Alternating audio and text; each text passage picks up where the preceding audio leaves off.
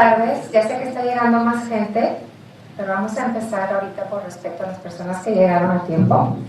Muy buenas tardes. Muchísimas gracias por acompañarnos en este evento, en esta conferencia, para saber el tema de nuestra exposición colectiva de este año en octubre, surrealismo. Gracias por estar aquí. Me siento rara porque es el primer evento que tenemos abierto al público ya fuera de pandemia. Entonces estamos como que volviendo a la normalidad. Y antes de empezar a hacer esta conferencia, primero que nada quiero agradecer al municipio de San Pedro Garza García, al Centro Cultural Plaza Fátima, por prestarnos como siempre su espacio para nosotros, para el Hogar de la Misericordia, y sobre todo para la doctora Marta Sañudo, secretaria de Cultura y Educación de San Pedro Garza García. ¿Dónde está Martita? Muchas gracias, Martita. Con todo nuestro cariño te agradecemos muchísimo por todo lo que apoyas al hogar. Muchas gracias. Y pues bueno, vamos a empezar y aquí Laurita Garza va a pasar para que nos pueda dar una semblanza de nuestra conferencista Tere Arc, que viene desde México para platicarnos el tema. Y muchísimas gracias también, Tere, por apoyar al hogar, por estar aquí con nosotros y listas para escucharte. Gracias. Al final vamos a hacer preguntas y respuestas, ¿qué les parece? Entonces, bueno, pues bienvenidos. Empecemos ya. Buenas tardes. Muchas gracias por acompañarnos el día de hoy. Primero que nada, les quiero dar las gracias a nuestros queridos artistas, seguir apoyando a la hermosa obra del Hogar de la Misericordia. Les reconocemos su esfuerzo, su gran trabajo, el tiempo que le van a dedicar a la elaboración de su pieza, que para nosotros y sobre todo para nuestros asilados es invaluable. Su generosidad se traduce en la esperanza de una vida digna para cientos de personas que han pasado su vida en el hogar y que gracias a su apoyo ellos pueden tener una mejor calidad de vida. De corazón, muchas gracias.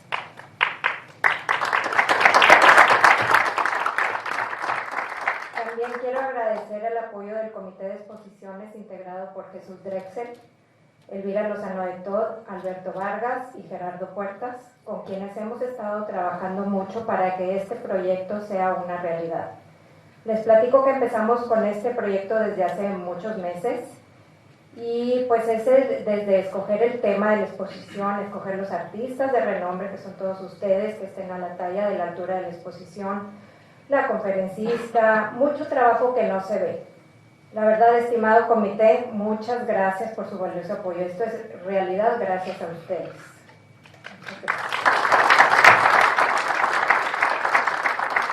Y como ven, es un chorro de trabajo que no se ve, tras bambalinas, hay mucha gente colaborando y pues es gente comprometida en dar una luz de esperanza a nuestra humanidad tan necesitada de amor, pero sobre todo de hechos concretos. Nos toca ser los eslabones para que cada quien, aportando un granito de arena, esto sea una realidad. Pues muchas gracias a todos los presentes por estar apoyando esta causa. Y sin más, les voy a leer el currículum de nuestra expositora Tere Arc. Tere Arc es historiadora de arte y curadora independiente especializada en surrealismo en México, particularmente por su estudio de la obra de mujeres surrealistas como Leonora Carrington, Remedios Varo, Ali Rejón y Frida Kahlo, entre otras. Fue curadora del Museo de Arte Moderno de la Ciudad de México y como curadora independiente ha realizado importantes exhibiciones en Marco, Inglaterra, Estados Unidos, Canadá, Brasil, entre otros. Su proyecto curatorial más reciente fue la colaboración en la curaduría de la Sala de Mujeres Surrealistas en México en la exposición Surrealism Beyond Borders, que se presentó recientemente en el Museo Metropolitano de Nueva York. Actualmente asesora la Bienal de Venecia edición 2022 con la exposición The Milk of Dreams y está preparando la exposición retrospectiva de Leonora Carrington para el Museo Arken de Copenhague y la Fundación MAPFRE en Madrid, a inaugurarse en septiembre de este año 2022. Ha asesorado a museos internacionales como el MoMA en Nueva York y el Art Institute de Chicago, entre otros, en sus adquisiciones de obras de mujeres surrealistas, así como a instituciones y coleccionistas particulares. Fue curadora y directora para México de un fondo de inversión de arte. Es autora de numerosos ensayos y catálogos de exposiciones en torno al surrealismo en México. Su publicación más reciente, The Tarot of Leonora Carrington, en colaboración con la académica norteamericana Susan Albert, se agotó en su primera edición y se encuentra preparando una segunda edición expandida para abril del 2022. Pues yo creo que somos unos suertudos en tener aquí a Tere. Muchas gracias, Tere, por aceptar estar con nosotros hoy. Bienvenida. Buenas tardes. Muchas gracias, Laura, por la presentación. Estoy muy feliz de estar aquí. Algo que no dijo Laura es que yo soy regiomontana, aunque llevo mucho tiempo viviendo en México, pero me encanta venir a eventos a Monterrey. Y pues quiero agradecer al Hogar de la Misericordia y muy especialmente a Chuy Drexel, querido amigo y colega que fue quien me invitó a estar aquí, que además ha sido cómplice en muchos de mis proyectos, apoyándome a conseguir piezas para las exposiciones. Gracias, Chuy. Y bueno, esta plática, después de que me contó Chuy el proyecto, que además me encantó la labor que están haciendo, mis padres fueron presidentes de Cáritas muchos años, y pues estas causas son muy cercanas para mí y mi familia. Y esta plática está muy pensada en el público principal, que son los artistas, que quisiera que a través de lo que vamos a ver hoy se inspiren y encuentren temas, ideas que les ayuden en la creación de sus obras y que pues finalmente beneficien mucho al Hogar de la Misericordia. Bueno, pues no se puede hablar de surrealismo sin saber quién es la figura de André Breton, que fue su fundador. Y André Breton era un médico que durante la Primera Guerra Mundial le tocó trabajar en el frente y mucho en hospitales psiquiátricos, que ahí fue donde inició toda esta curiosidad e interés de él por este mundo del inconsciente que normalmente no comprendemos. ¿Qué sigue? Y en 1924, que ya pronto van a ser 100 años, justamente va a haber muchas celebraciones en el 2024 por el centenario. Él redacta este primer manifiesto del surrealismo, donde lo que él define principalmente es que la palabra surrealismo, que en realidad quiere decir algo que está por encima de la realidad, es el automatismo psíquico puro por cuyo medio se intenta expresar verbalmente, por escrito o de cualquier otro modo, el funcionamiento real del pensamiento. Es un dictado del pensamiento sin la intervención reguladora de la razón, ajeno a toda preocupación estética o moral. ¿Qué es lo que sucede? Que el surrealismo empieza en la literatura principalmente, por eso no hay en un principio un vínculo hacia la estética. Por supuesto estaban en contra de todo lo racional, las instituciones, los sistemas, y al hablar de automatismo psíquico lo que quería él decir es dejar fluir todo de manera automática lo que está en el inconsciente, que era algo que ya habían hecho, por ejemplo, escritoras como Virginia Woolf, que de pronto se iba al flujo de la conciencia, de empezar a escribir sin un plan, sino lo que iba saliendo, ¿no? Y ellos pues retoman también de esto. La que sigue. Esta imagen que me encanta es la obra con la que abre la exposición de la que habló Laura, que estuvo en el Met y ahora en la Tate, Surrealism Beyond Borders, porque justamente hay todas estas puertas diferentes de entrada, porque el surrealismo tiene muchísimas vertientes.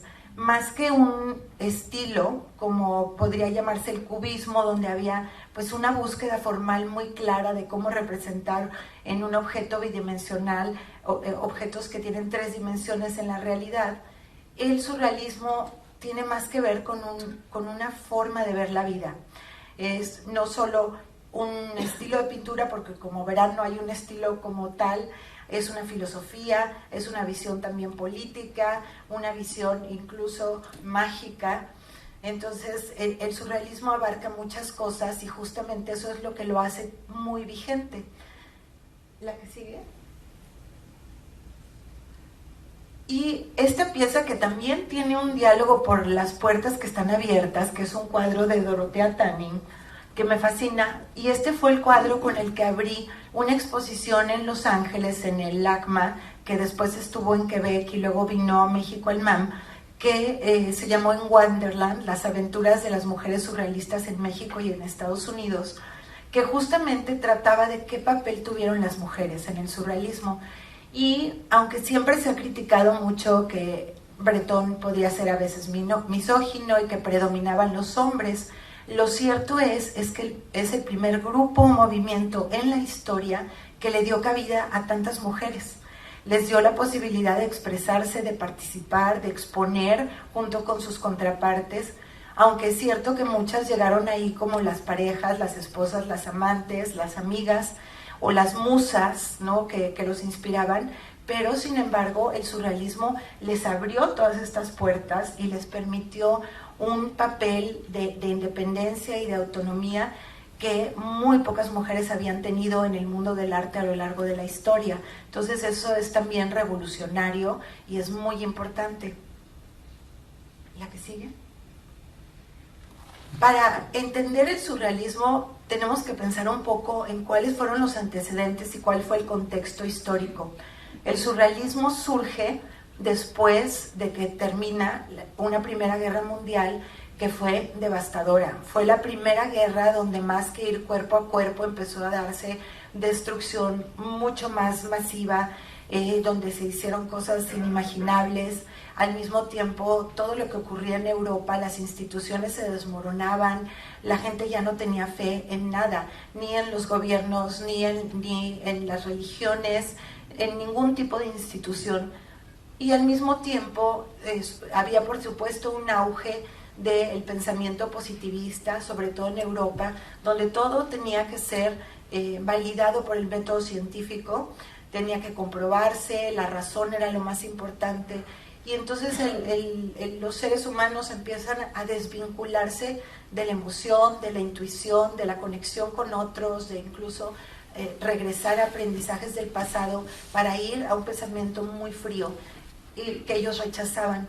Y sucede también que a principios del siglo XX se publica y luego se traduce el libro de Sigmund Freud, La interpretación de los sueños, que vino a causar una revolución en el mundo y pues el nacimiento del psicoanálisis. Y lo que hace Freud es que empieza a hablar de todo esto que hay en nuestro inconsciente, ¿no?, que para los surrealistas fue realmente una revelación. Entonces se dieron como varios contextos donde todos estos jóvenes que estaban desesperados, desesperanzados también del mundo en el que vivían, empiezan a encontrar como herramientas para tratar de construir un modelo diferente de realidad. ¿La que sigue?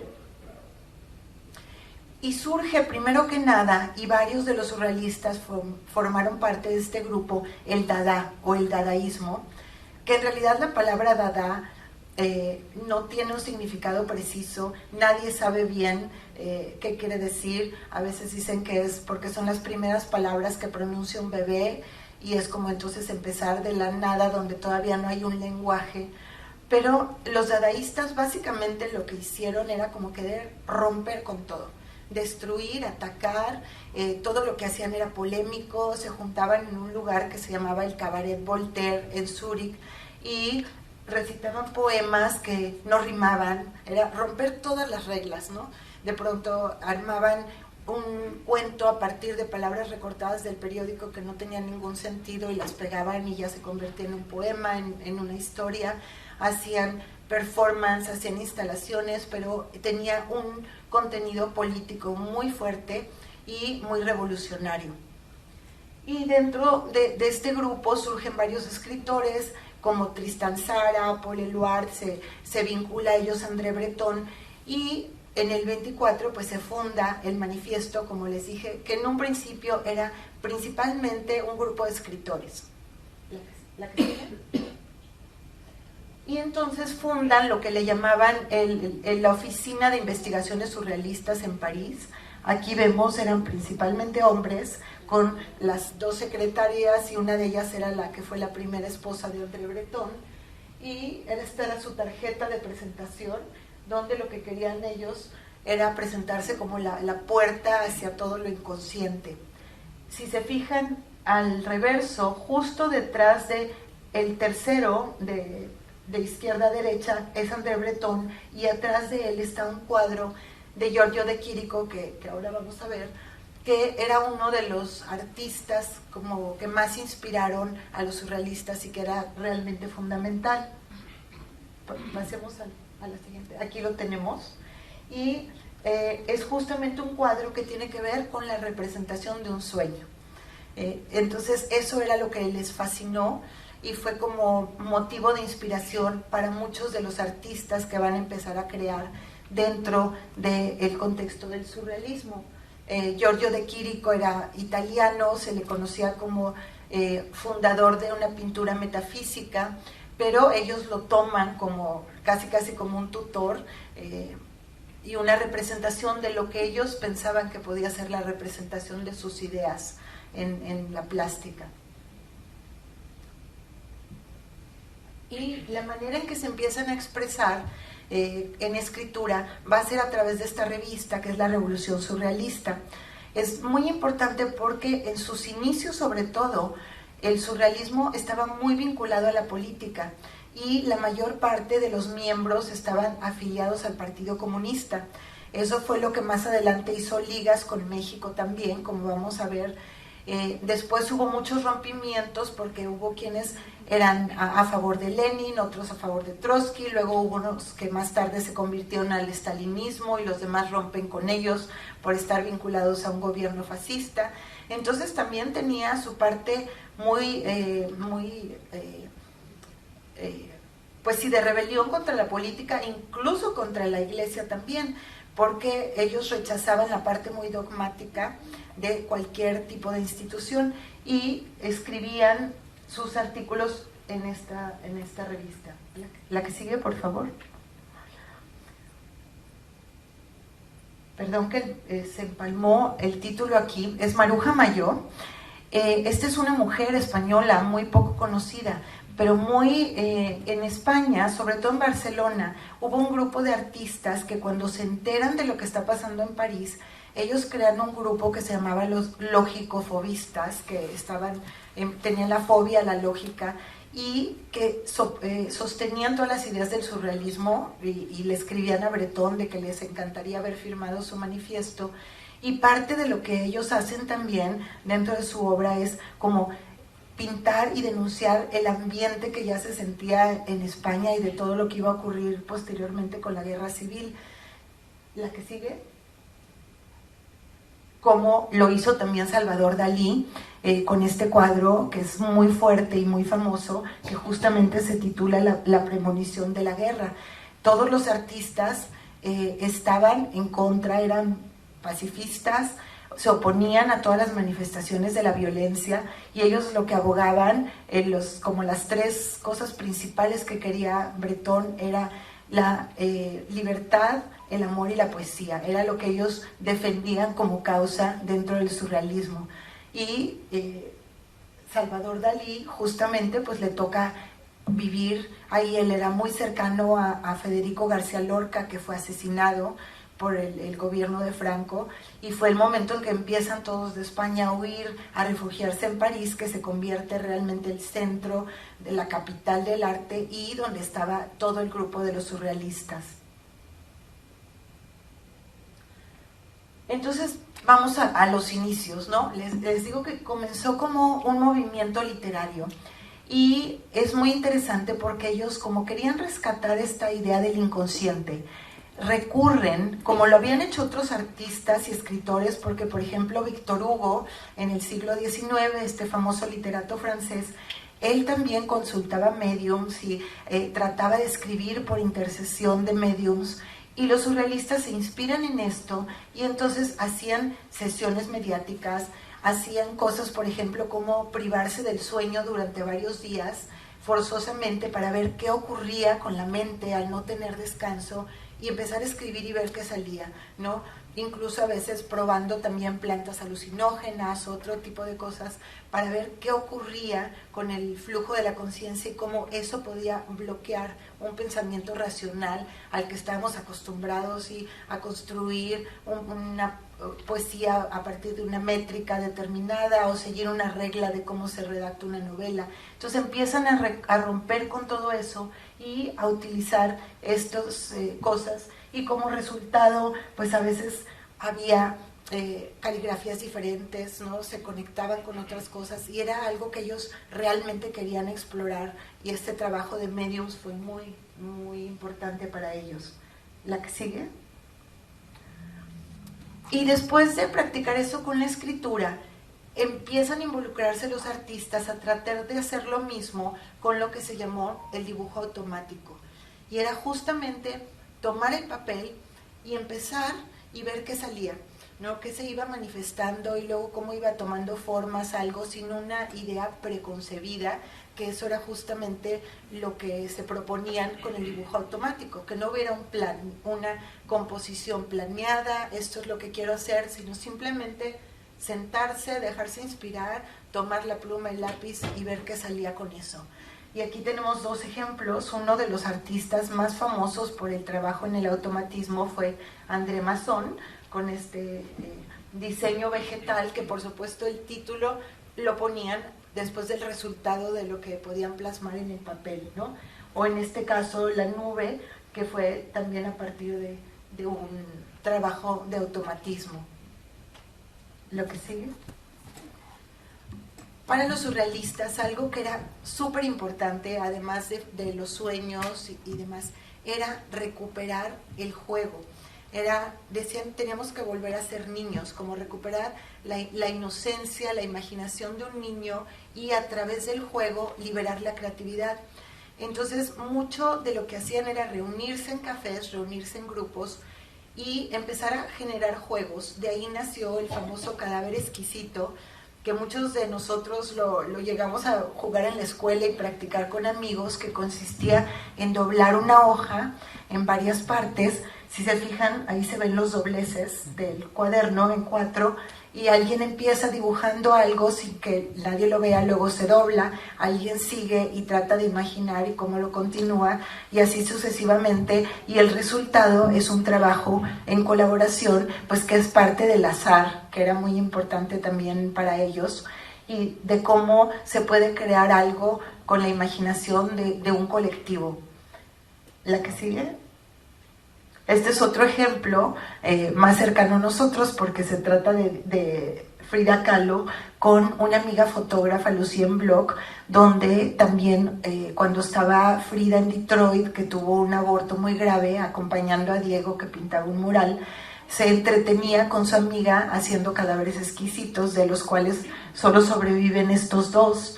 Y es muy interesante porque también en cierta forma era una crítica y una burla al mismo Diego, ¿no? Que era el grande y era el monstruo pintor, y aquí pues se convierte en el que lleva la escoba y el trabajo doméstico, pero era parte como de este juego de creatividad de los surrealistas, y también cómo lo interpretan después en otros lugares, ¿no?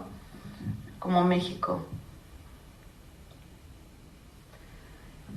Uno de los más importantes artistas del surrealismo es Max Ernst, alemán de origen, y él estuvo muy involucrado en el Dada. El Dada empezó en Zúrich, pero tuvo varias ramas en París, pero tuvo también una en la ciudad de Colonia, en Alemania, donde uno de los líderes era Max Ernst.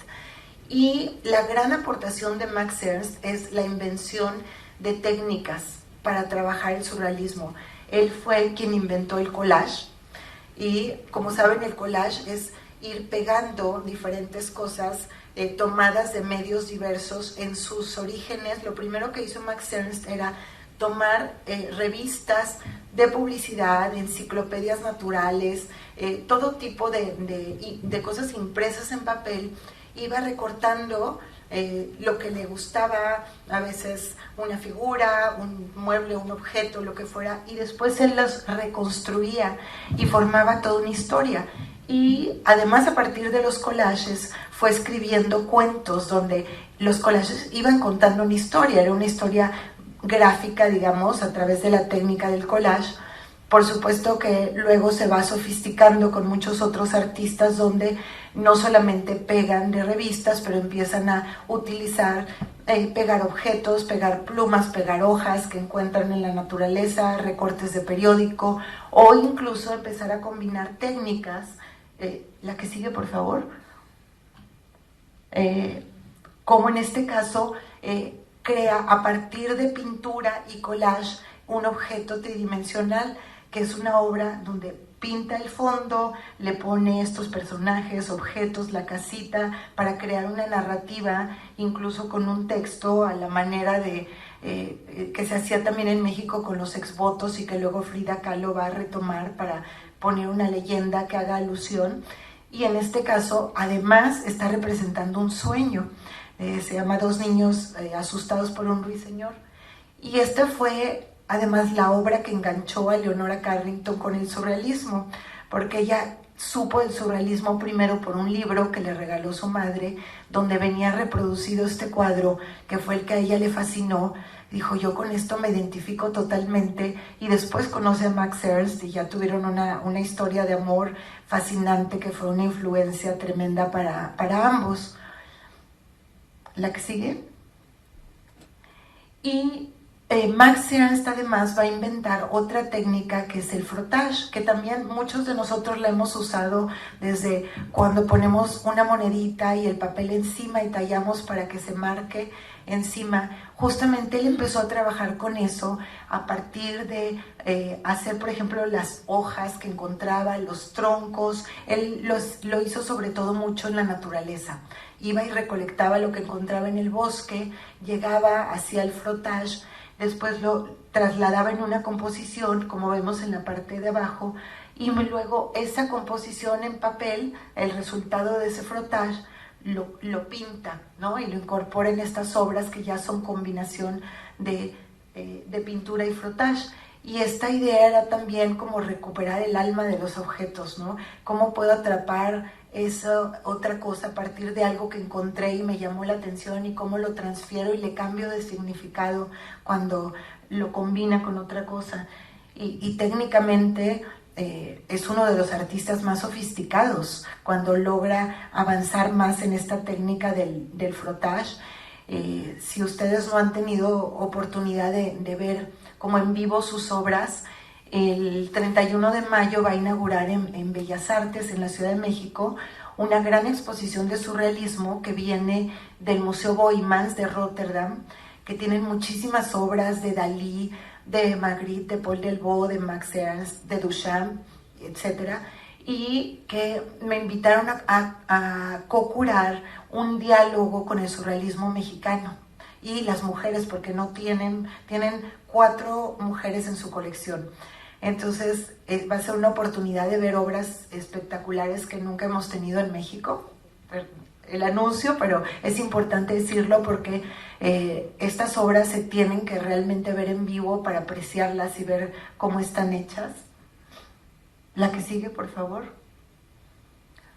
Esta tenía que haber ido antes del frottage, pero porque es un collage también, pero esta es una interpretación de Frida, y es un cuadro extraordinario que ella fue haciendo a lo largo de los años, porque pinta, pero está haciendo por un lado un homenaje al dadaísmo, porque uno de los muy importantes artistas dada fue Marcel Duchamp, que es considerado pues el padre del arte contemporáneo, que a él se le ocurrió un día esta idea de tomar un excusado y cambiarle de lado, ponerle una firma y exponerlo como una obra de arte titulado La Fuente.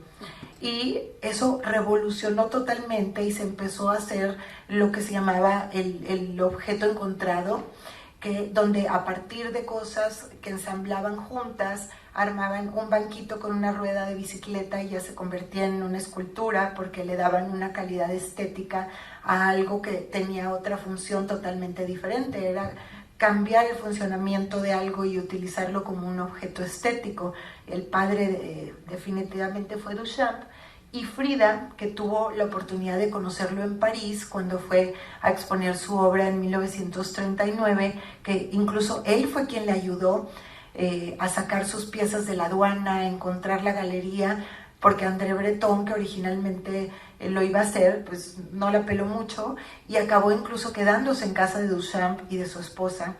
Se trae una obra gráfica de Duchamp que estuvo en su cuarto hasta su muerte en la Casa Azul, pero también vemos como en la parte de abajo, ven todos estos que parecen multitudes y el puente de Brooklyn, son recortes de periódicos, de manifestaciones de obreros, de protestas sindicales, muy al estilo de lo que hacían los dadaístas, que ella pudo ver en Nueva York en una exposición, sobre todo las obras de una mujer dadaísta alemana que es Hannah Hosch.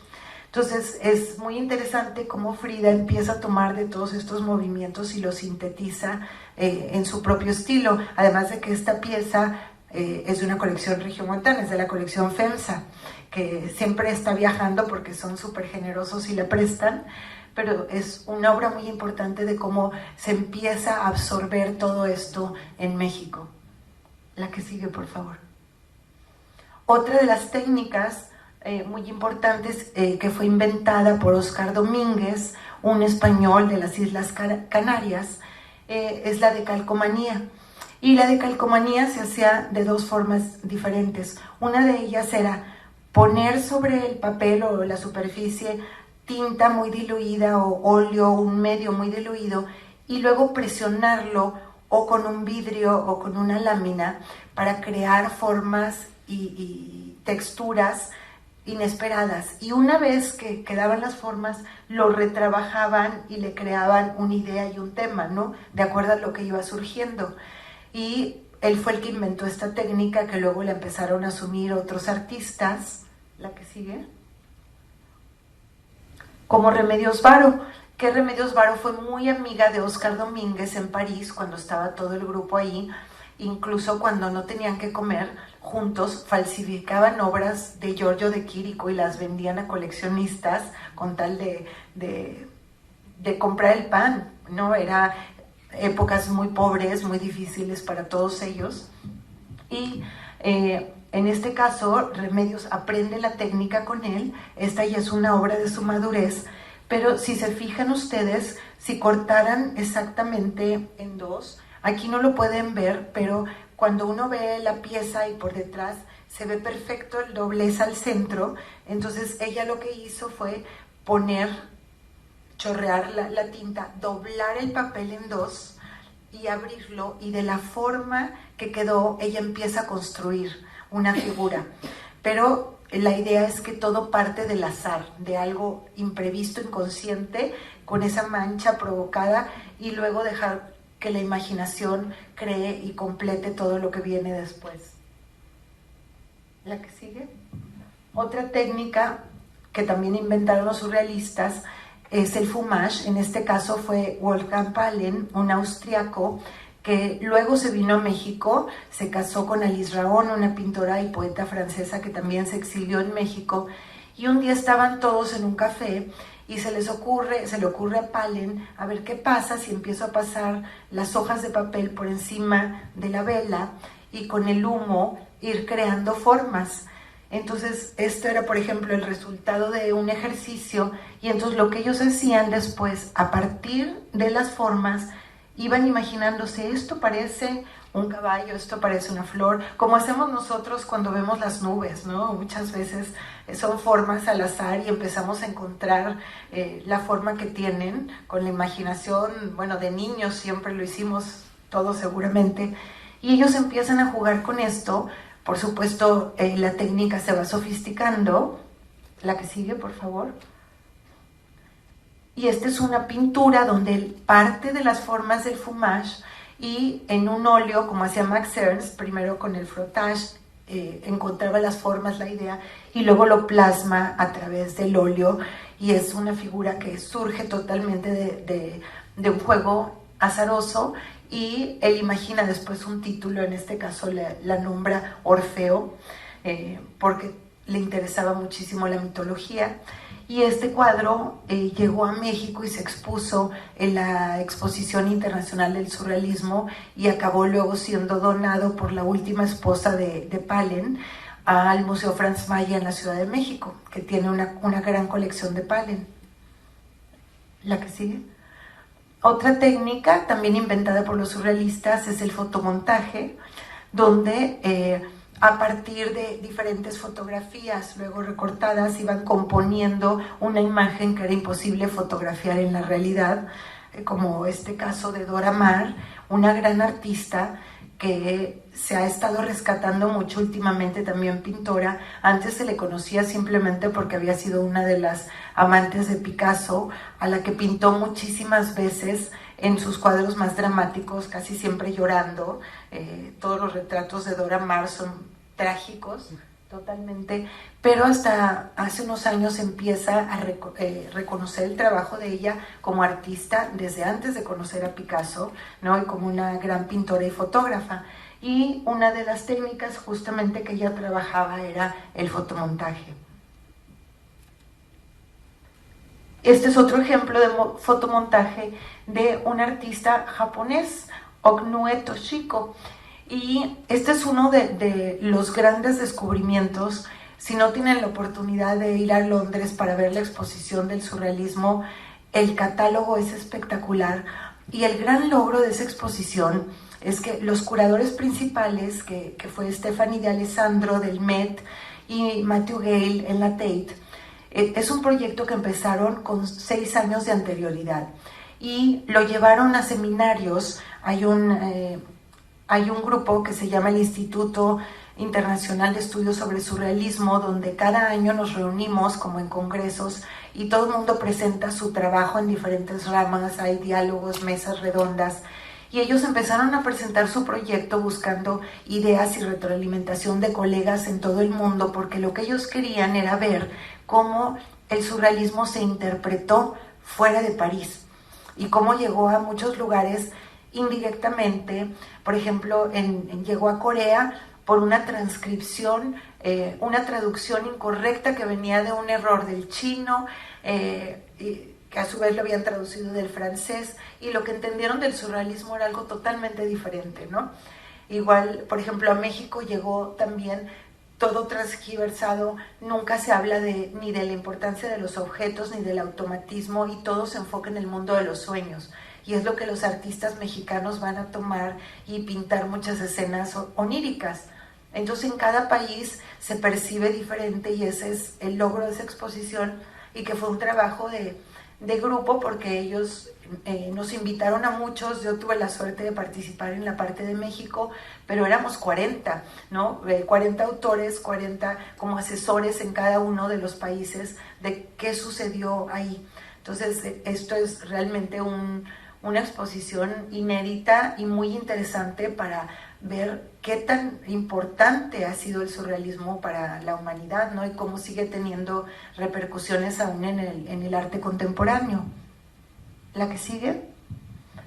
Otra invención, en este caso del fotógrafo norteamericano Man Ray, es los fotogramas, que se dio cuenta él por un error y un accidente. Es que al dejar expuestas las placas o sobreexpuestas, se formaban contra objetos, se formaban todas estas siluetas de los objetos que estaban ahí al hacer sus experimentos con los materiales para revelar fotografía, y se da cuenta pues que es justamente también una técnica que tiene todo que ver con el azar y el inconsciente, y la empieza a desarrollar y va a ser interpretada después por muchos artistas, entre ellos, por ejemplo, la que sigue, Rosa Rolanda. Esta es una mujer muy interesante. Ella nació en los Estados Unidos de madre mexicana y padre escocés. Era bailarina, artista, estuvo en Hollywood y conoce al mexicano Miguel Covarrubias cuando era ilustrador en Nueva York. Se enamora, se la trae a México, y era en la época en que Frida y Diego eran novios apenas, en los 20s, y ella empieza además a experimentar con la fotografía gracias a Edward Weston y a Tina Modotti, los grandes fotógrafos que estaban en México, y que cuando se va Edward Weston le deja su cámara fotográfica rosa. Pero lo más interesante es que ellos se van a París en el 26, cuando estaba apenas iniciando el surrealismo, se hacen amigos de uno de los poetas, de Paul Éluard, y Rosa conoce a Man Ray y él le enseña la técnica del rayograma. Entonces, la primera mujer que acaba luego en México que empieza a trabajar con técnicas de surrealismo, y que su obra había estado como desconocida totalmente hasta que encontramos estas piezas en el 2010 para la exposición de Los Ángeles y luego en México. Y vamos ahora un poco a qué pasa con la pintura, porque ya vimos, bueno, primero había la idea de la escritura, que en un principio él dice no hay un programa estético, ¿no? Y nunca hubo un manifiesto de la pintura surrealista como tal.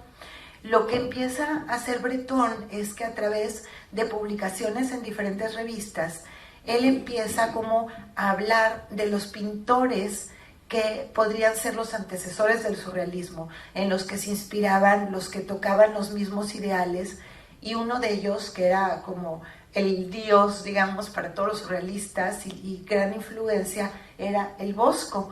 Esta pintura que está en el Museo del Prado, el Jardín de las Delicias, que es de las más famosas del mundo, casi al paralelo que la Mona Lisa de Da Vinci, es una pintura que enloqueció a los surrealistas por todo este mundo de los sueños, toda la imaginación, la cantidad de elementos extraños, ¿no? Que figuras híbridas, animales que se convierten en seres humanos, todo está en continua transformación y movimiento. Entonces ellos empiezan como a hacer este canon de quiénes eran los artistas a los que tenían que ver y admirar e inspirarse en ellos para que su obra pudiera expresar los ideales del surrealismo. ¿La que sigue? Otro de ellos es Arnold Böcklin, con esta pintura de las Islas Muertas, y tiene que ver también con esta idea de, este es un pintor romántico, que el romanticismo alemán tenía mucho que ver con enfrentar qué hay más allá de la vida, esta situación de la sensación del hombre ante lo extraordinario de la naturaleza, lo incomprensible del universo, que es un tema que para ellos va a ser muy importante, el misterio de muchas cosas, del misterio de la vida después de la muerte. Entonces todos estos artistas que tocaban temas así, pues se van a convertir poco a poco en la inspiración de todos los jóvenes surrealistas. ¿La que sigue? Y lo que va a hacer Breton es que todo esto que va él armando como una especie de museo imaginario, lo va a plasmar en un libro que se llama El arte mágico, donde él plantea la premisa de que el arte en sus inicios siempre fue un acto de magia. Desde las pinturas en las cavernas de Altamira, de Lascaux, de todas las cuevas que se fueron descubriendo, sobre todo a partir del siglo XIX, donde principalmente pues se ven representados animales, y la teoría, hay muchas teorías diferentes, pero la que más se cree es que era un acto mágico donde ahora se cree mucho más que son mujeres, porque han hecho estudios de todas las manos que ven por ahí y corresponden en tamaño a los esqueletos que se han encontrado femeninos, que son equivalentes con las pruebas que hacen de carbono 14 a las mismas épocas en que estaban pintados las cuevas. Entonces lo que se cree es que eran, las mujeres las que llevaban estos rituales mágicos, y el hecho de pintar el animal en la cueva era para atraerlo. Ahorita que está muy de moda todo esto de la ley de la atracción, pues era lo que hacían ellos, pintaban el animal como un acto mágico para que llegara cerca, que lo pudieran cazar y tener comida.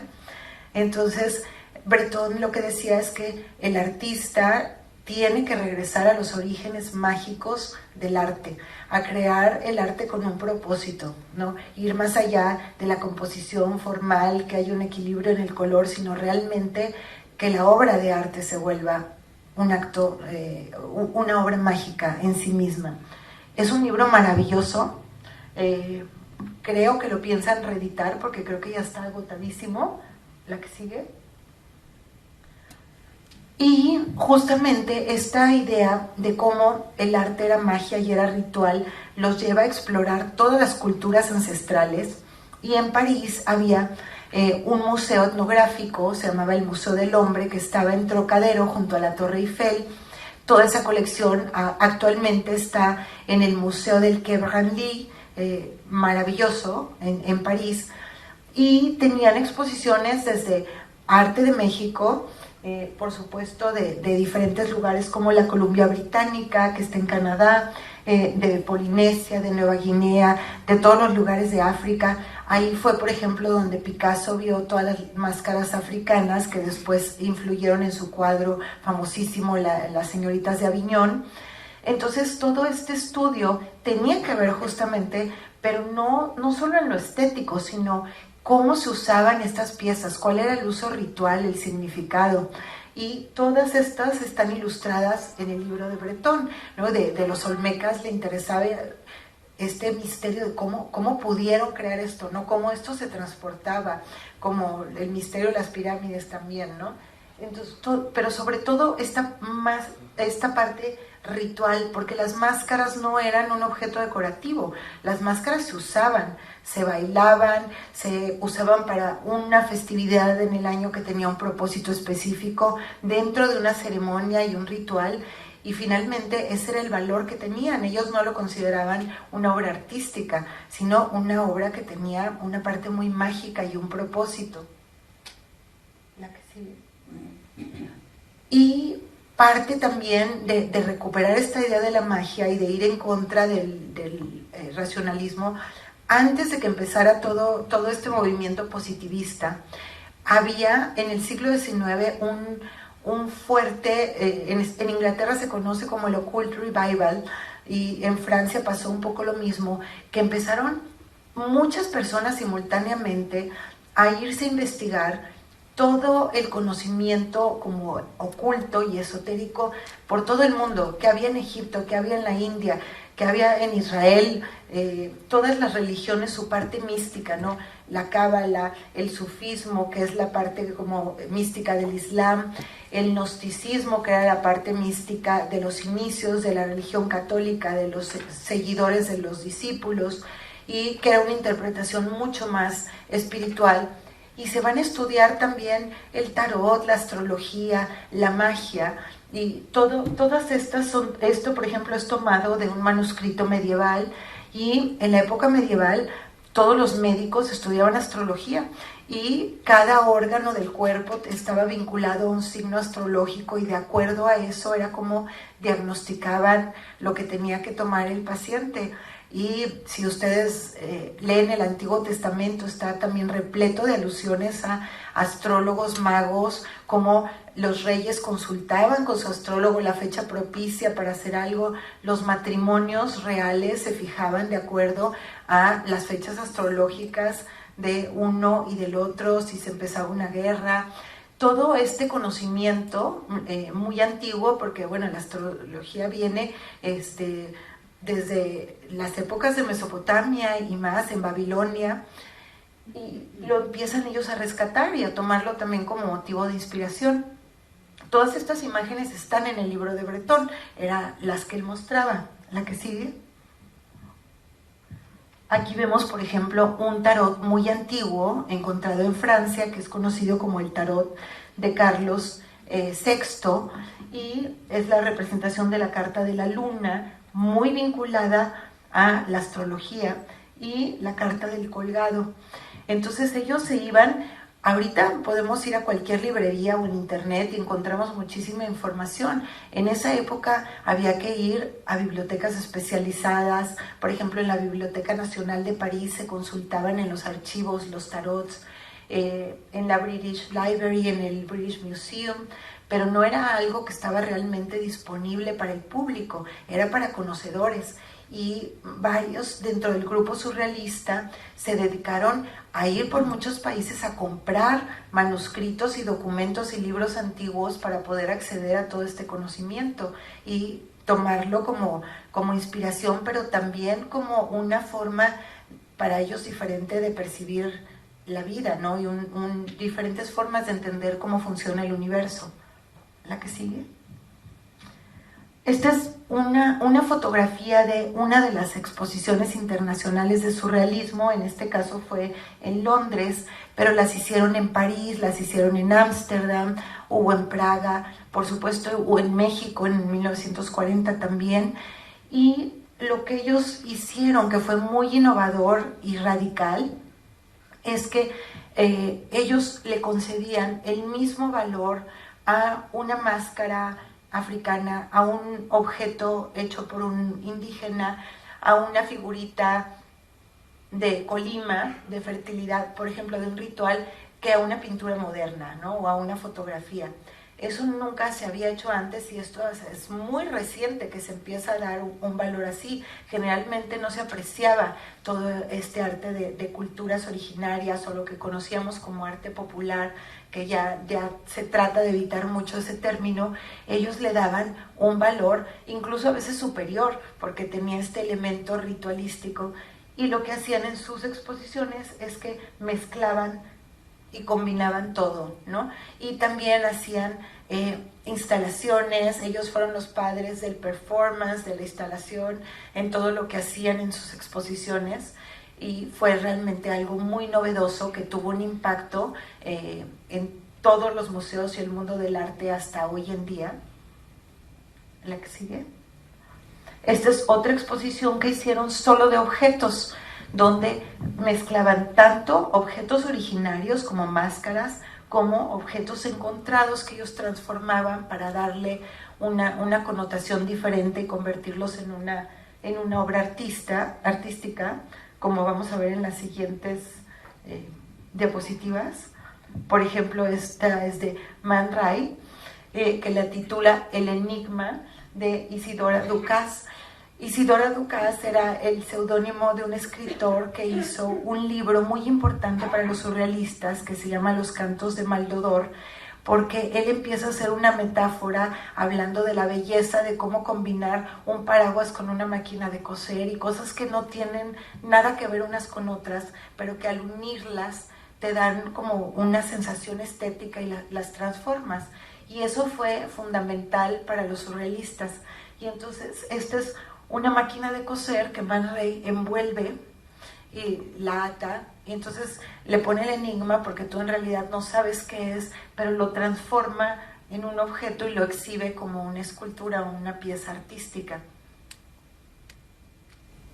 Esta es otra pieza de una mujer, de Eileen Agar, que también es a partir de objetos encontrados y los va uniendo, y le pone el título de Ángel de la Anarquía, que era una alusión muy importante a la postura de las mujeres dentro del surrealismo, que eran pues al mismo tiempo estas musas angelicales, dulces, pero al mismo tiempo eran las rebeldes anárquicas que vienen a transformar una visión, ¿no? Este famosísimo, lo han visto seguro casi todos, el teléfono de Dalí con la langosta, que era pues parte de esta misma idea del objeto encontrado y de darle una nueva visión como obra de arte. Vamos a pasar ahora a uno de los temas fundamentales, que ya habíamos hablado de cómo Freud fue tan importante, y uno de los artistas previos al surrealismo que fue para ellos muy importante fue Odilon Redon, perdón que ahí está mal, no lleva la N, que era un artista simbolista francés que justamente es de los primeros que empieza a trabajar mucho el tema de plasmar los sueños en su obra de arte. Y su museo, que es una joya, un pequeño museo en París, iban constantemente Breton y los surrealistas para tomar inspiración para sus propias creaciones. ¿La que sigue? Paul Delvaux, un artista belga. También va a haber 2 piezas magníficas de él en Bellas Artes.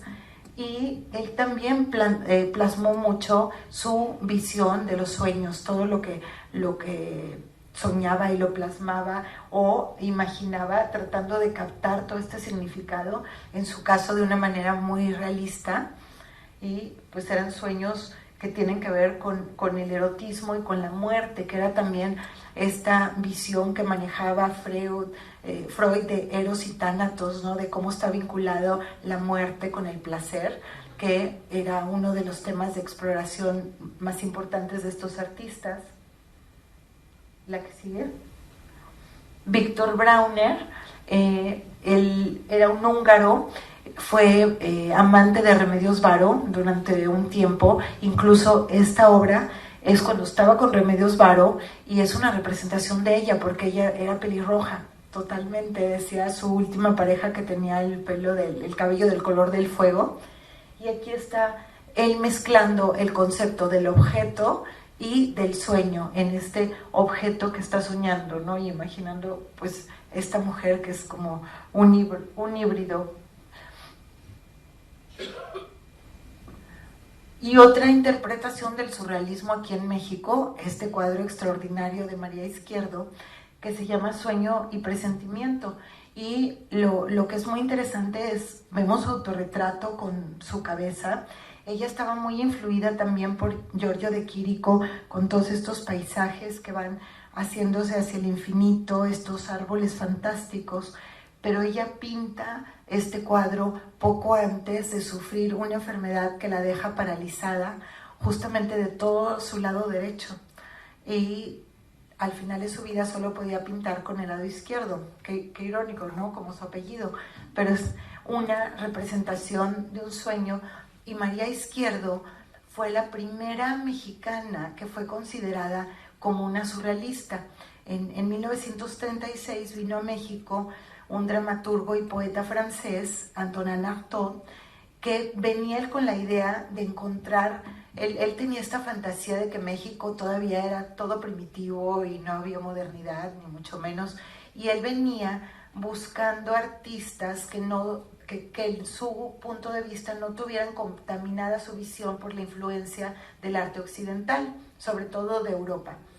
Y conoce a María Izquierdo, que en su momento estaba pintando estos wash de mujeres indígenas y cosas pues muy vinculadas a tradiciones mexicanas, y él le pareció que era la única artista de verdadera inspiración surrealista que había en México. Por supuesto que cuando viene Bretón no está de acuerdo y piensa que es Frida, pero él se llevó acuarelas y washes de María Izquierdo a exponer en París.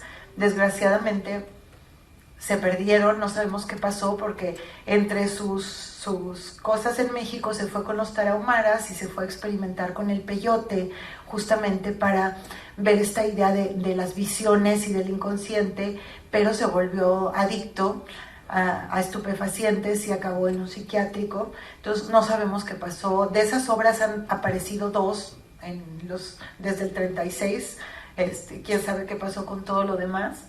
Pero ella fue considerada una de las mujeres muy vinculadas al surrealismo. La que sigue. Otro de los temas, y aquí también hay una liga con el tema anterior de los sueños, porque se vincula el sueño con el erotismo, es Dorothea Tanning, una artista norteamericana que se va a Europa y después va a ser la mujer de Max Ernst cuando él se separa de Leonora Carrington. Y ella va a pintar muchos sueños, pero también cuadros sumamente eróticos que eran muy controversiales porque sus figuras eróticas generalmente eran niñas o adolescentes. Y parte del surrealismo era también esto, romper con las reglas y con lo que imponía la sociedad y tratar de representar cosas que muchas veces eran realmente transgresivas. Y algo que es muy interesante es cuando observamos la interpretación, la representación del cuerpo de la mujer hecha por los hombres surrealistas y la de las mujeres es radicalmente opuesta. Ese fue un tema fundamental en la exposición que co-curé con con Eileen Ford en el LACMA, la de Wonderland, una de las salas, nuestro tema fundamental era el cuerpo. ¿Por qué? Porque los surrealistas veían a la mujer muchas veces como un objeto erótico, ¿no? Como un objeto del deseo. Incluso decían que su ideal era la femme enfant, que era la mujer niña, como que todavía tenía la inocencia, pero al mismo tiempo podía ser seductora y provocadora. Pero muchas veces hacen representaciones que para las mujeres nos resultan ofensivas, como toda la obra de Hans Bellmer, que siempre eran estos cuerpos atados, ¿no? Muchas veces decapitados, fragmentados, y era como una visión súper fuerte del cuerpo femenino. Eran o violentas o a veces muy sexuales. La que sigue. Y las mujeres, sin embargo, empiezan a interpretar el cuerpo desde nuestra vivencia, lo que significa, por ejemplo, generar vida, ¿no? Tener la facultad de tener toda esta creación. Vemos cómo dentro tiene este cáliz con el trigo, que es hasta un acto sagrado, ¿no? La sexualidad y el cuerpo para una mujer. Toda esta visión completamente diferente de lo que plasmaban los surrealistas. Entonces, esto quería mostrárselos para que vean el contraste, cómo pues también uno expresa desde donde está, desde el contexto, pero desde lo que uno es y lo que vive, ¿no? Entonces, para las mujeres era también una forma de expresarse, no solo como artistas, sino también como mujeres e incluso como una contrapeso a lo que estaban haciendo sus colegas, los hombres artistas. ¿La que sigue? Otro aspecto del surrealismo que es tal vez un poco menos conocido es que empiezan a entrar, ya que se está sustentando hacia los fines de los años 30, cuando se empieza a acercar la guerra, un grupo más joven se empieza a afiliar, entre el que estaba Roberto Mata, el chileno, Wolfgang Palen, Esteban Francés, que era también español, y Gordon Onslow Ford, que era un inglés que luego estuvo 7 años en México, y una mujer que se suele omitir de todos los textos en estos grupos, que era la mujer de Breton en ese entonces, Jacqueline Lamba, que también era pintora. Por desgracia, mucho de lo que ella produjo en este tiempo, ella misma lo destruyó porque Breton le decía que no servía para nada como artista. Hasta que se separaron, empezó ella luego a crear su obra a partir del 43. Muy poco queda de antes, pero lo que sucede es que en el año 38, este grupo también fue Breton y algunos iban y venían, se rentan un castillo, bueno, lo renta en realidad Gertrude Stein, que era esta literata mecenas de Picasso y de muchos que vivía en París, casi en la frontera con Suiza, en un lugar que se llama Chemilieu, y se van exclusivamente a estudiar un libro, el autor es Peter Uspensky, que se llama el Tertium Organum, que era un libro que hablaba sobre los conceptos de la cuarta dimensión, donde él decía que los únicos, que más allá de lo que percibimos como 3 dimensiones, hay una cuarta dimensión, que es algo que está por detrás, por debajo, que no vemos, pero que está presente. Y para él, la única forma de poder expresar la cuarta dimensión era a través de la pintura. Y entonces ellos se juntan y empiezan a leerlo y a estudiar. La que sigue. Aquí los vemos, parte del grupo. Ahí está Mata, la hijita de Breton, que hoy tiene 94 años y sigue viva en París. Está Breton, está Esteban Francés y Gordon. La que sigue. Y empiezan a representar cosas como estas. Esta es una cita del libro de Uspensky donde dice: una montaña, un árbol, un río, cada uno separado debe poseer su propia mente, conectándose con cosas mucho más grandes, ¿no? Con un cosmos que es incomprensible para nosotros. Y entonces ellos empiezan a pintar. Vemos Remedios Varo en su época muy temprana, cuando en esta época era amante de Esteban Francés, que estaba estudiando con él lo mismo, y Gordon, cómo están representando la vida dentro de las montañas. Entonces era esta idea de lo que hablaba Uspensky, lo que está latente, que tiene una conciencia que no percibimos a simple vista, y lo están tratando de ver cómo pintarlo, ¿no? Era parte de esta experimentación, y mucho se encamina hacia la abstracción, como en el caso de Gordon, y es cuando André Breton empieza a escribir de cómo posiblemente la nueva vertiente del surrealismo va a ser un surrealismo abstracto. Y se va hasta estos jóvenes que luego se vienen a encontrar en México y entre México y Nueva York, y empiezan a crear esta nueva visión del surrealismo. La que sigue, por favor. Aquí vemos una espléndida obra de Mata, mucho más madura, pero que siempre partía de esta idea de lo que está latente y escondido en la naturaleza y en el cosmos, y cómo todo se va interconectando. Y algo que Yves Tanguy, por supuesto, que también era, aunque él no estuvo en Chemilieu, él también estudiaba Uspensky junto con este mismo grupo, y hace estos como paisajes fantásticos, metafísicos, que son de mundos interiores, que a veces eran resultado de meditaciones, ¿no? o de observar la naturaleza de una manera diferente, no tanto con el uso de drogas, sino más bien desde otro tipo de estados alterados de conciencia, pero a partir de la meditación, que era mucho de lo que Uspensky enseñaba, porque él también, junto con George Gurdjieff, fueron los que crearon esta idea del cuarto camino, que era un sistema de evolución de la conciencia. ¿La que sigue?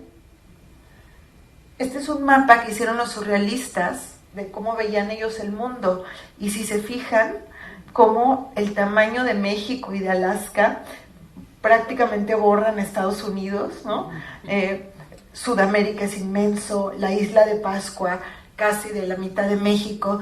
Entonces ellos empiezan a crear su mapa de acuerdo a lo que ellos pensaban era la grandeza de las culturas que habían residido en esos lugares, y ellos empiezan a mirar a todas esas partes para su inspiración. La que sigue. André Breton era un gran coleccionista de todos estos objetos. Aquí lo vemos al fondo en su famoso estudio en París, en la Rue Fontaine, que luego buena parte de lo que él tenía fue donado por su hija al Museo Pompidou en París, y lo montaron precioso, es como si fuera un altar. Mucho se subastó y fue a dar a otros lugares, desgraciadamente, pero aquí lo vemos en este contexto con todo lo que él coleccionaba y que inspiraba, y era, claro, un lugar de reunión obligado de todos los surrealistas. Aquí se hospedó Frida unas semanas cuando llegó a París, antes de mudarse a la casa de Duchamp. ¿La que sigue? Y en el 38 viene Breton a México. Era, en realidad, el pretexto para venir a México era que aquí estaba refugiado Trotsky, y Breton era un gran defensor de Trotsky y sus ideas, y Trotsky estaba, por supuesto, en la casa de Diego y Frida, en la Casa Azul. Entonces lo invitan a dar unas conferencias de arte, que era el pretexto del viaje a México, pero por un lado también él tenía el sueño, el anhelo de conocer México por todo lo que había visto en el Museo Etnográfico, por los libros que había leído, y quedó impactado cuando conoció a Frida, y el cuadro que ve de Frida, que lo hizo decir que era realmente una surrealista, fue este, que es Lo que el agua me ha dado, o Lo que el agua me ha dado, se titula de diferentes maneras, que lo tenía ella, terminándolo de pintar en lo que hoy es la casa estudio de Frida y Diego en San Ángel, junto al restaurante San Angelín en México, que fue la casa que diseñó Juan O'Gorman, y que Breton se quedó ahí porque en la Casa Azul estaba Trotsky. Se salieron Frida y Diego para dejarlo solo con montones de escoltas y seguridad, pues por los riesgos que implicaba, y a partir de ahí Breton quedó fascinado y decide promover a Frida. Frida en México nadie le hacía caso, era la señora de Rivera, era una pintorcita que hacía ahí unos cuadritos que no tenían nada que ver y no valían nada.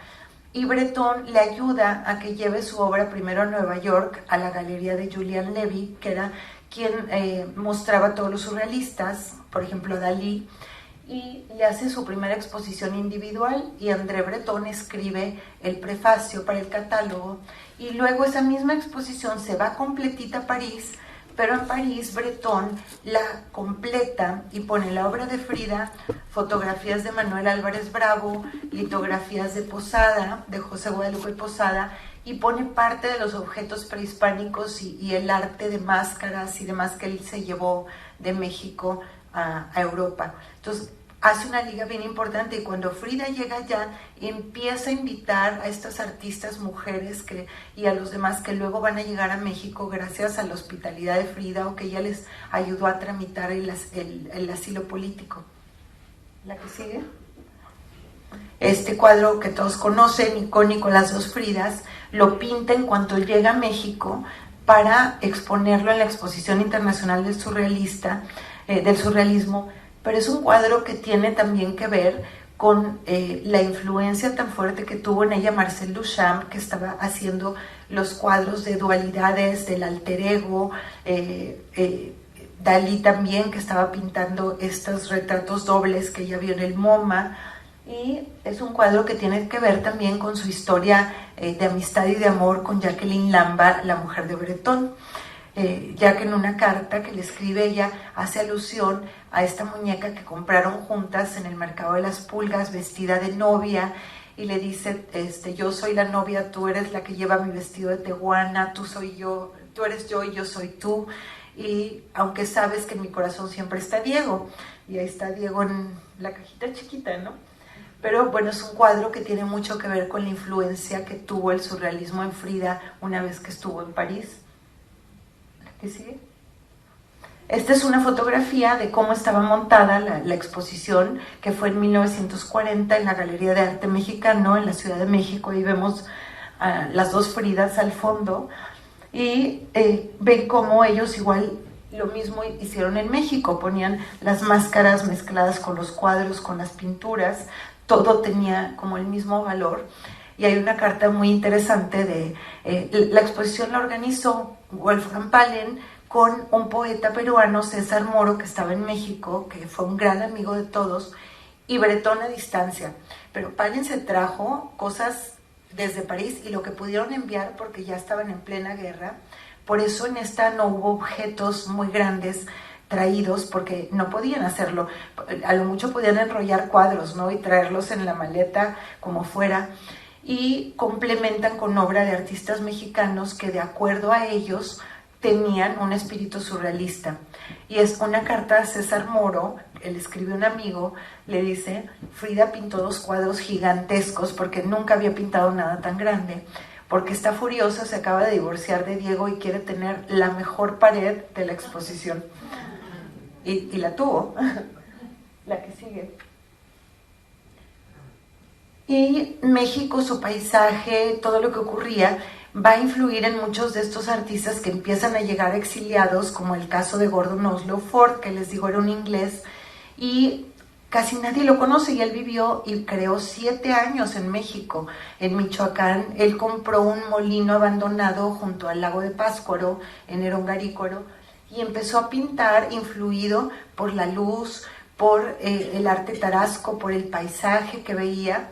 Y algo que fue importantísimo también para él y para muchos, el haber presenciado el nacimiento de un volcán, porque imagínense ustedes leyendo Uspensky esta idea de todo lo que está oculto en la naturaleza y que no vemos, y de pronto les toca ver cómo un volcán empieza a nacer de la nada. Vinieron artistas, fotógrafos, gente de todo el mundo a presenciar eso, ¿no? Fue algo verdaderamente impactante y hay pinturas de volcanes por todos lados a raíz del nacimiento del Paricutín en el 43. La que sigue. Entonces, todo esto que sucede, los paisajes, lo que ocurre, todos estos extranjeros que llegan a México lo perciben desde otra manera y lo empiezan a representar. Esta es una pintura bellísima de Alice Raón, que era la pareja de Palen, gran amiga de Frida, llegó por invitación de Frida también a México, y ella trabajaba con arenas para esta idea como del azar, y usaba la parte trasera del pincel para marcar como esgrafiados las figuras, pero empieza a tomar la mezcla del arte de la prehistoria, porque siguiendo a Bretón, ella y Palen se fueron antes de venir a México a las cuevas de Altamira, y eso los impactó. Luego fueron a la Columbia Británica a ver los tótems, las máscaras, y luego vienen a México y se ponen a viajar por todos lados. Entonces empiezan a tomar toda esta riqueza de las culturas mexicanas y la representan en su obra. Y bueno, ya vamos a terminar porque ya llevamos una hora, que era el tiempo límite, unos minutos más, pero yo quisiera cerrar con dos mujeres extraordinarias porque además son mi especialidad y mi inspiración, que son Remedios Varo y Leonora Carrington, española e inglesa, que llegaron ambas a México exiliadas, huyendo de la guerra, y estas son dos retratos hechos por otra mujer exiliada, que se une a los surrealistas, que es la fotógrafa húngara Kati Orna, y las tres eran íntimas amigas a lo largo de los años. La que sigue.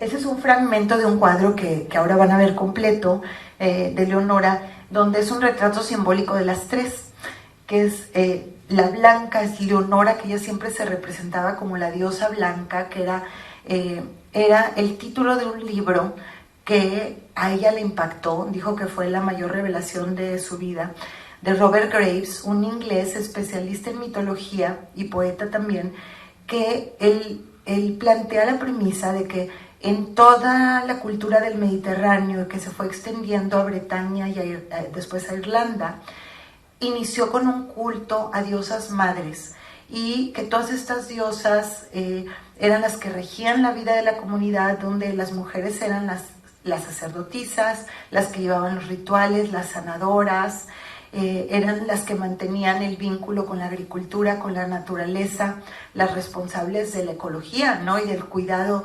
de sus tierras, hasta que llega una cultura masculina a caballo que traen la guerra y que empiezan a destruir estos templos y a implantar el patriarcado, y cómo eso se va viendo en los cambios en la mitología, porque hay una mitología griega previa a Zeus, ¿no? Donde eran predominantemente diosas, deidades femeninas a cargo de la naturaleza, y todo va cambiando con la evolución del matriarcado al patriarcado. Y la tesis de Robert Graves es que el culto, él le llama la diosa blanca porque es, por decir, una figura que reúne el mismo concepto en todas las culturas, que en Mesopotamia era Ishtar, que después en Egipto era la diosa Isis, incluso para nosotros la Virgen de Guadalupe. Es la idea de un ideal femenino divino que va encarnando esa diosa y esa deidad que es la que cuida, protege a toda una cultura, y que se va filtrando. Y dice él, en Inglaterra incluso se ve en el culto a las princesas, a las reinas, que es mucho más fuerte que a los príncipes o a los reyes, que generalmente pasan a un segundo plano en Gran Bretaña. Y Leonora quedó fascinada porque además, como toca todo el mundo celta, y dice cómo ese culto se fue además manteniendo a través del arte y la poesía. Entonces también los trovadores y demás, y cuando en Irlanda llega, y en Inglaterra, la religión católica, que como en México llegó y se puso por encima de todo el culto prehispánico, lo que consideraban pagano, todo ese culto va sobreviviendo, representado en el arte y en la poesía. Entonces son los artistas los que lograron preservar eso, y Leonora se toma como de esa idea, por eso para ella, y se lo transmite también a Remedios. Toda esta parte de la representación de la mujer poderosa se vuelve muy importante, y Remedios Varo va a representar también muchos de sus cuadros estos personajes femeninos o a veces andróginos que están en una experimentación con la alquimia, con la magia, con la astrología, como una manera de entender y de transformar el universo. ¿La que sigue? Esto es nada más rápidamente para que vean cómo se transforma la obra, en este caso de Leonora, de lo que pinta en Nueva York cuando llega primero, antes de venir a México, después de haber estado en un psiquiátrico, como esta mujer en una camisa de fuerzas, atrapada, y de pronto estas figuras de una giganta poderosa que es la guardiana del huevo, que el huevo es el origen de la vida, del universo. En el caso, la que sigue de Remedios Varo, estos cuadros de una mujer atrapada, encapsulada, de pronto a esta mujer que está haciendo un ritual que nace a través de los poderes de la luna, no de la energía cósmica, que se vuelven estas mujeres poderosísimas. Por eso la obra de ellas dos ahorita es tan importante, incluso la Bienal de Venecia pues está dedicada en honor a Leonora, como dijo Laura. The Milk of Dreams es el título de un libro de cuentos que ella escribió para sus hijos, también para tratar de inculcar en ellos una conciencia diferente hacia el ser humano. Y por último vamos a cerrar con esta obra de Leonora Carrington, de la que vimos el fragmento, La casa de enfrente, porque para mí esto resume toda la visión, sobre todo las mujeres surrealistas y muy especialmente las que estaban en México, porque vemos una casa que es un ámbito doméstico donde generalmente era el lugar de la mujer, con la cocina, el comedor, la habitación, la cocina en este caso con un caldero, ¿no? Se vuelve un laboratorio alquímico con este piso de ajedrez, donde 3 mujeres lo están moviendo y están transformando. El caldero en todas las mitologías tiene que ver con un renacimiento y con una transformación. Tenemos esta figura femenina que es como un autorretrato de Leonora, como una mujer blanca que lleva el ritual, pero es a la vez una mujer caballo. Si ven la sombra, el caballo era su alter ego, y es esta fusión de nuestro espíritu humano y animal. Ella, cuando le preguntaban cómo se definía, decía, I am a female human animal, una hembra, mujer, animal, ¿no? Y ella decía, pues es que somos lo mismo y estamos conectados todos. Esta figura mágica que aparece, cómo se cambian dimensiones, al mismo tiempo es de día y es de noche, está el bosque, un ritual mágico, su caballito, el mundo de los sueños. Entonces todo esto que era importante para los surrealistas está para mí sintetizado en este cuadro. Bueno, pues espero que hayan disfrutado, para todos los artistas, que les inspire y les ayude. Y bueno, ha sido un placer. Gracias.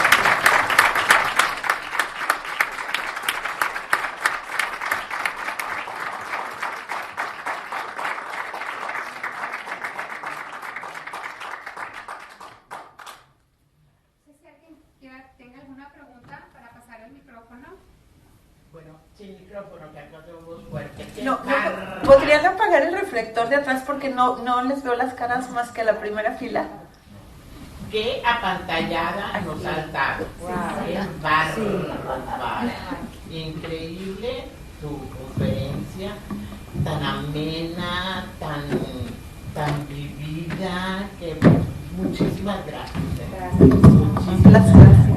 No tienes libros todavía o algo para que quede impreso y luego lo puedas consultar? Pues tengo varios libros, muchos ya están agotados, pero bueno, uno donde escribo sobre el surrealismo en México todavía se consigue en una galería en Nueva York, que así se llama Surrealism in México, pero es un ensayo para una exposición.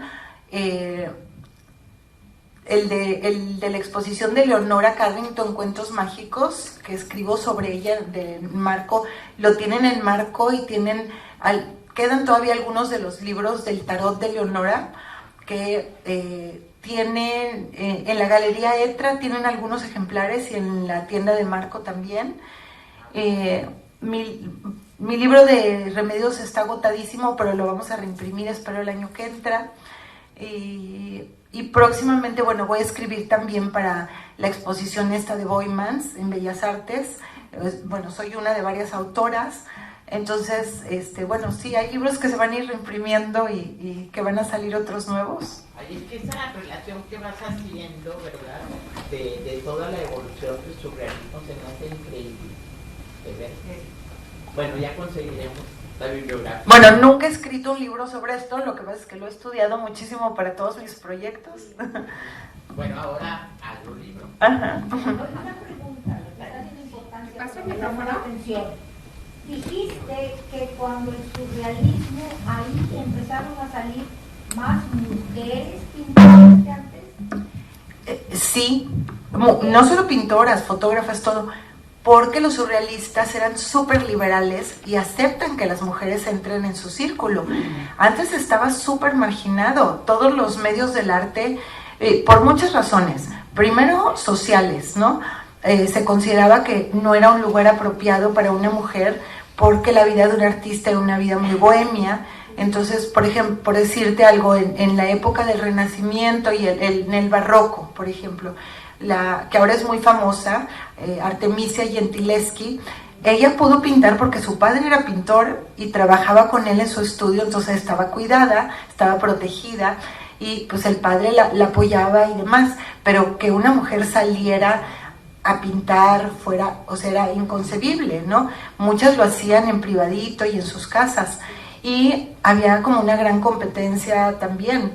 Entonces, en los otros movimientos artísticos del siglo XX empieza a haber una que otra mujer, por ejemplo, hubo mujeres en el cubismo y en el expresionismo abstracto, muy pocas, pero el surrealismo, esta parte tan liberal de ellos, la idea también de la exploración de la sexualidad como una forma de creatividad, ayudó mucho a que quisieran incorporar a sus parejas, a sus amantes, a las mujeres.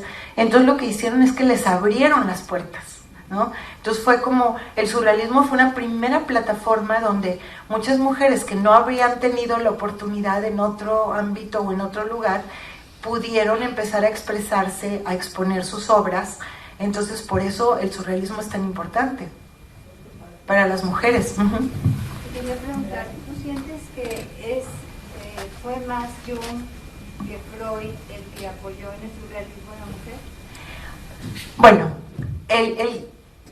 Freud fue una primera, fue el pionero, por supuesto, ¿no? Y entonces empiezan a aprender de los sueños y a saber de todo esto por Freud. Después, cuando entra Jung, muchos se van por Jung, incluidas Remedios y Leonora, por ejemplo. Les interesaba muchísimo la visión de Jung de los arquetipos, del inconsciente colectivo y el interés tan grande que Jung tenía en lo esotérico, porque Jung interpreta todo el tarot, por ejemplo, como un viaje a través de la conciencia, ¿no? Entonces, para ellas toda la visión de Jung era importantísima, y cuando Leonora estuvo viviendo en Nueva York en los 70s, iba muchísimo al Instituto Jung a hacer investigación. Sí, de nada. Una pregunta. Fantástica tu conferencia, ¿no es cierto? Bueno, yo relaciono mucho al surrealismo con el simbolismo, pienso que son variantes de alguna forma. Y estaba pensando cuando tú hablabas en estas generaciones de artistas, que no son solo de artistas, son de pintores, de poetas, de escultores, de filósofos. Entonces, estaba pensando en la exposición, lo que vamos a pintar, que el tema es el surrealismo, pero yo no sé si se puede pintar un cuadro surrealista sin un espíritu surrealista o sin un espíritu simbolista. La pregunta mía es, ¿tú crees que el surrealismo corresponde a una fase de desarrollo de Occidente y a lo mejor ciertas partes de Oriente, o es una actitud de búsqueda de sentido más profunda que puede ser en cualquier época, también hoy? O sea, esa es mi pregunta, porque siento que el arte contemporáneo a veces está un poco huérfano de simbolismo y de búsqueda, tipo como Ouspensky o todo ese. Bueno, el simbolismo es uno de los antecedentes también de a quienes miraban a los románticos, a los simbolistas, todos ellos fueron inspiración para los surrealistas, pero el surrealismo, como dije al principio, es una forma de percibir la realidad, ¿no? Por eso yo creo que el surrealismo nunca se ha muerto, ni nunca ha terminado, y ahora más que nunca está cobrando una relevancia impresionante.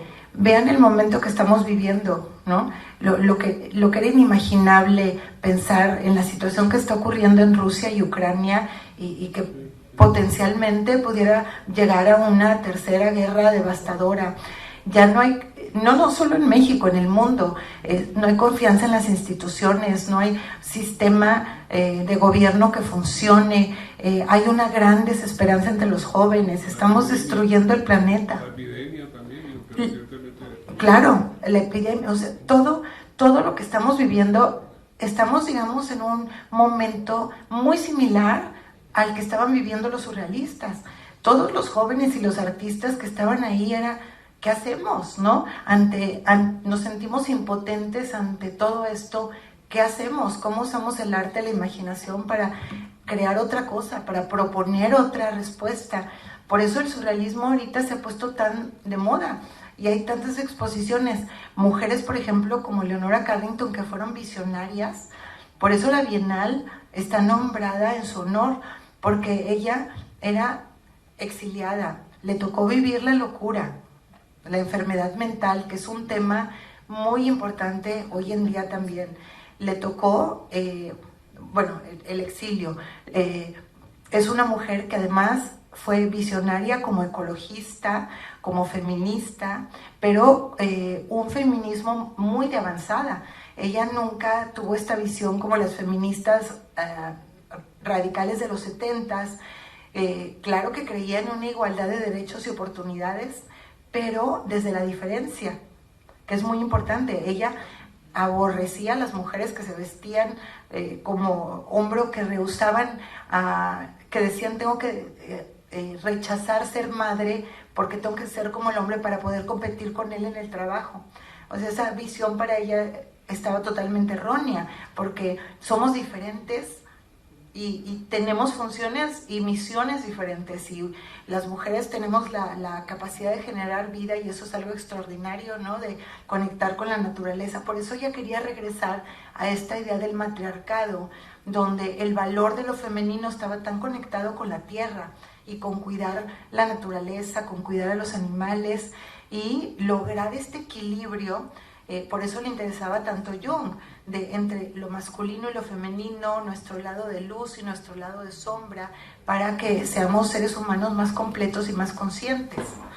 Entonces, yo creo que el surrealismo puede ser una gran inspiración. Todo lo que ellos hicieron, vieron, para el arte contemporáneo. Muchos artistas lo están haciendo, y la Bienal va a mostrar todo eso. La Bienal va a tener como un ancla con las mujeres surrealistas y todos estos postulados de avanzada, y cómo eso ha sido absorbido por artistas contemporáneos en todo el mundo, mujeres principalmente. Yo creo que es un momento muy similar, ¿no? y muy importante, y están las tendencias opuestas, porque hay muchos artistas contemporáneos que se están yendo totalmente a lo banal, al mercado del arte, a lo complaciente, a lo que vende, a lo que derivativo o sin sentido, y quienes realmente están como cambiando su conciencia y reflexionando cómo puedo con mi obra transmitir un mensaje o contribuir a esta transformación, a crear un mundo diferente, ¿no?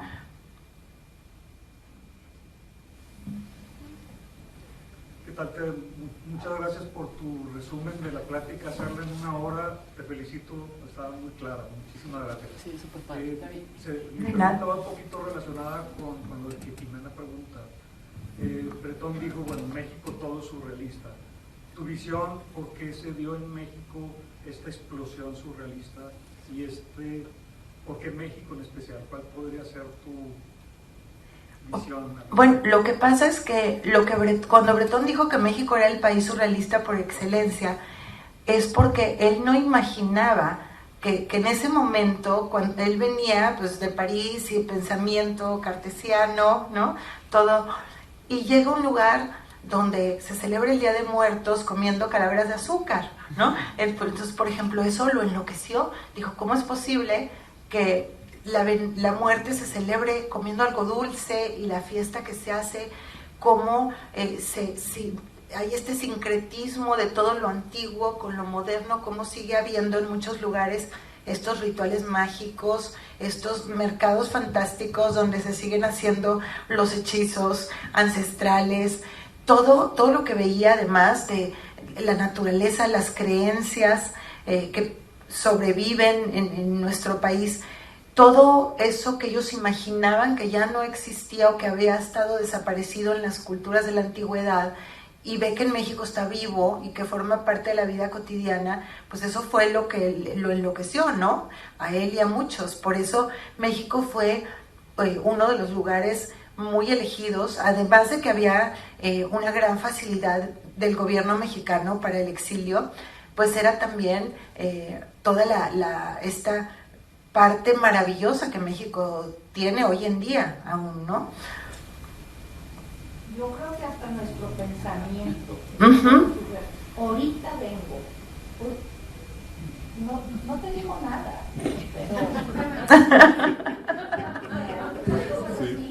pero que un español o un inglés no se expresan así. Yo nada más quería felicitarte porque en una hora me diste conocimientos que quizá en un año no hubieras adquirido. Eres una gran expositora, en una hora enseñarnos tanto del surrealismo, de lo que es la pintura y de lo que es la mujer. Muchas gracias. Un placer. Muchas gracias.